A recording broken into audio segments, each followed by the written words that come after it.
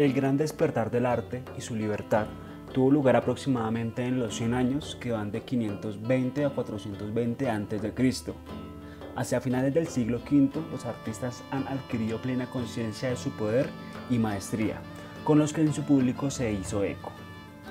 Aunque los artistas aún eran considerados artesanos, tal vez desdeñados por los snobs, un número creciente de personas comenzaban a interesarse en las obras por sí mismas y no por sus funciones religiosas o políticas. La gente discutía los méritos de las diferentes escuelas artísticas, esto es, de los diversos métodos, estilos y tradiciones que distinguían a los maestros de cada ciudad. En arquitectura, diversos estilos empezaron a ser empleados conjuntamente.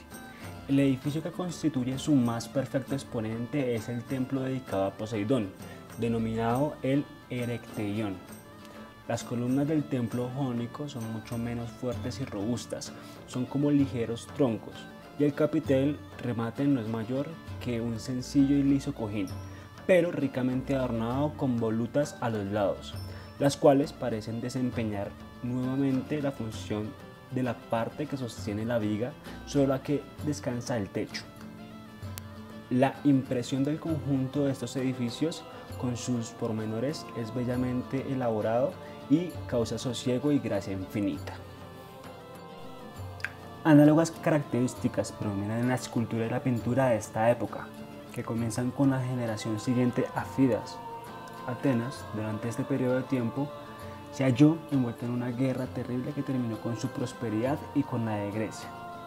En 408 a.C., durante un breve lapso de paz, se añadió una balustrada esculpida al pequeño templo de la Acrópolis dedicado a la diosa de la victoria. Las figuras han sido lastimosamente mutiladas, sin embargo, en la siguiente imagen se puede evidenciar cuánta belleza posee esta figura, aún incluso despedazada, sin cabeza y sin manos. Sus esculturas y ornamentos revelan el cambio, el gusto hacia la delicadeza y el refinamiento que se refleja también en este estilo jónico. Representa a una muchacha de las diosas de la victoria deteniéndose a abrocharse la sandalia que se le ha soltado al andar. Cuán delicadosamente ha sido captada esta momentánea detención y cuán suave y airosamente caen las delgadas ropas sobre el hermoso cuerpo. Podemos observar en estas obras el artista podía plasmar cuanto deseaba. Ya no tenía que forcejear con la dificultad alguna al representar el movimiento o el escorzo. Muchas de las más famosas obras del arte clásico que fueron admiradas en épocas posteriores como representativas de todos los tipos humanos más perfectos son copias o variantes de estatuas creadas en este periodo. A mediados del siglo IV a.C., el apodo de Belvedere muestra el modelo ideal del cuerpo de un hombre, tal como se representa ante nosotros en su impresionante actitud. Sosteniendo el arco con el brazo extendido y la cabeza vuelta hacia un lado, como si siguiera con la mirada la flecha disparada. No se nos hace difícil reconocer el ligero eco del esquema antiguo en el que cada parte del cuerpo se daba su apariencia más característica.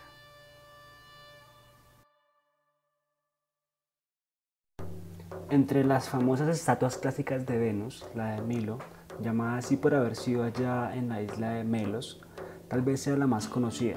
Probablemente perteneció a un grupo de Venus y Cupido realizado en un periodo algo posterior, pero en el cual se utilizaban los recursos y procedimientos de Praxiteles, un gran escultor de la época. Esta escultura también fue proyectada para ser vista de lado. Venus extendía sus brazos hacia Cupido.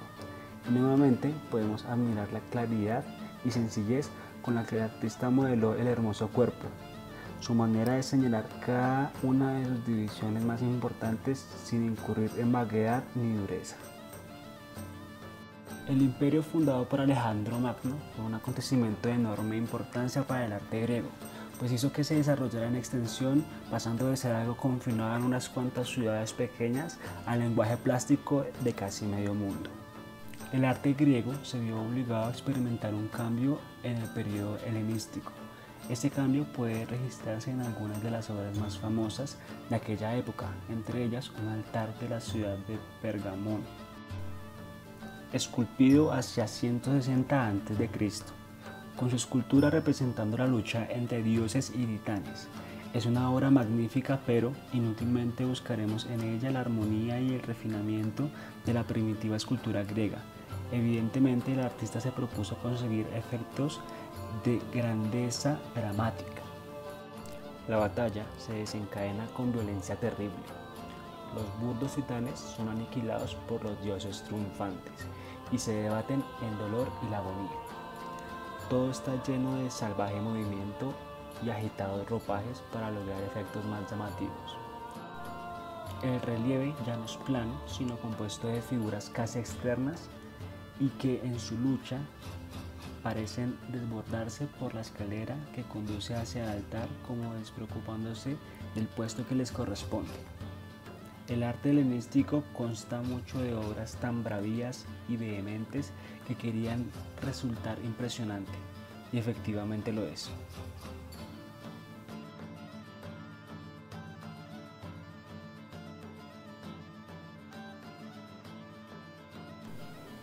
La más famosa de las construcciones romanas es quizá el coso conocido con el nombre del Coliseo.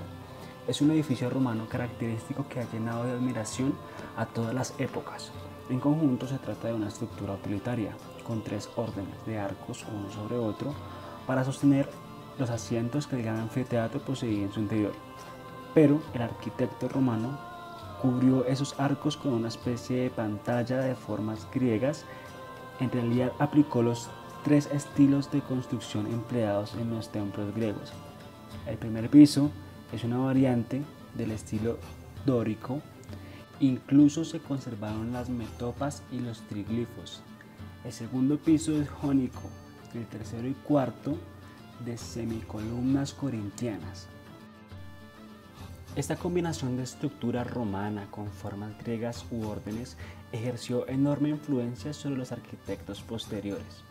Si paseamos la vista en torno a nuestras ciudades, encontraremos fácilmente los testimonios de este flujo. El arte de la escultura floreció en India mucho antes de que la influencia helenística alcanzara este país, pero en la región fronteriza de Gandhara fue donde se mostró por primera vez la figura de Buda, en relieves que se convirtieron en los modelos del arte budista posterior.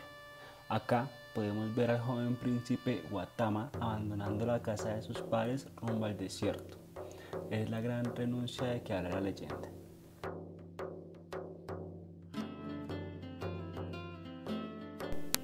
Al salir el príncipe del palacio habla con su corcel favorito, Kantak, y le ruega que lo lleve una última vez en su vida, y cuando se convierta en Buda, con su auxilio traerá la salvación al mundo de los hombres y de los dioses.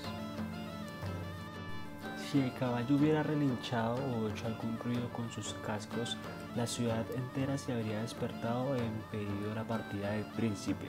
Por ello, los dioses velaron por su emisión de sonidos y colocaron sus manos bajo sus cascos allí por donde avanzaba. El arte griego y romano, que enseñó a los hombres a representar a héroes y dioses en bellas formas, también ayudó a los indios a crear una imagen de su salvador. Las primeras estatuas de Buda, con su expresión de profundo sosiego, se realizaron también en esta región fronteriza de Gandhara. Otra religión oriental que aprendió a representar su historia sacra para instruir a los creyentes fue la de los judíos. La ley judía prohibía en realidad la creación de imágenes por temor a la idolatría. Sin embargo, las colonias hebreas en las ciudades orientales decoraron las paredes de sus sinagogas con temas extraídos del Antiguo Testamento. Una de esas pinturas fue descubierta a mediados de ese siglo en una pequeña guarnición romana en Mesopotamia, llamada Dura Europos. No es en modo alguno una obra de arte, pero sí un documento interesante del siglo III. El hecho mismo de que la forma parezca torpe y la escena más bien plana y primitiva no carece de interés. Representa a Moisés sacando agua de la roca, pero es tanto una ilustración del relato bíblico como una explicación gráfica de su significación para el pueblo judío. La primera vez que se atrajo a los artistas cristianos para que representaran la figura de Cristo y sus apóstoles fue nuevamente la tradición griega quien vino a su ayuda. En la ilustración se muestra una de las primeras representaciones de Cristo pertenecientes al siglo IV. En lugar de la figura barbada a la que estamos acostumbrados por las ilustraciones posteriores, vemos al Cristo en su juvenil belleza, sentado en un trono entre San Pedro y San Pablo, que parecen filósofos griegos, dignificados. Hay un detalle en particular que nos revela cuán estrechamente se halla relacionada todavía una representación semejante con los métodos paganos del arte helenístico.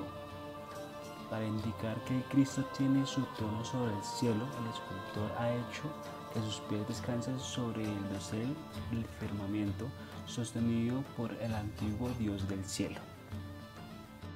La Iglesia bizantina ayuda a conservar las ideas y el acervo del arte griego en los tipos utilizados para las vestiduras, los rostros y las actitudes. Si observamos una pintura bizantina de la Virgen, como en la siguiente imagen, puede parecernos muy alejada de lo conseguido en el arte por los griegos, y sin embargo, la manera de estar dispuestos los pliegues en torno al cuerpo, formando radiaciones alrededor de los codos y las rodillas, el método de modelar el rostro y las manos, acusando sus sombras, e incluso el torno circular de la Virgen, hubieran resultado imposibles sin las conquistas de la pintura griega y helenística.